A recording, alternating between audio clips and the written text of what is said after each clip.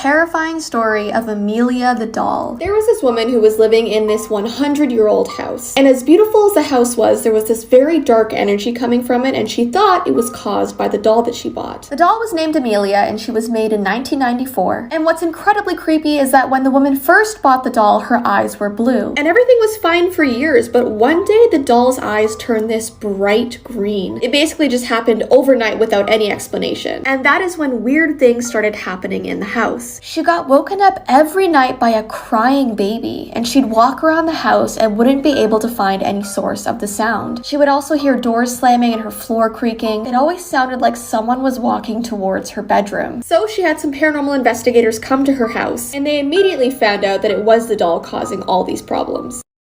You like Rapunzel? This video might not be for you. This is the true story of what the fairy tale is based off of, and a little bit of a warning, it's not pretty. Rapunzel is based off of a girl named Barbara who grew up in Italy in the 13th century. She was apparently so beautiful that her father locked her away in a tower so she could never have a relationship with a man.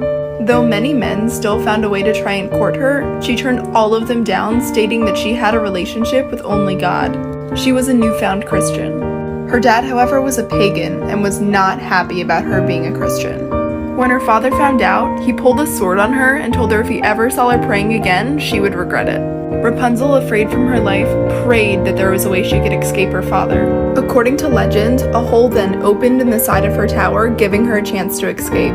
Unfortunately, as she was escaping, her father found her and cut off her head. Think about that next time you watch Tangled.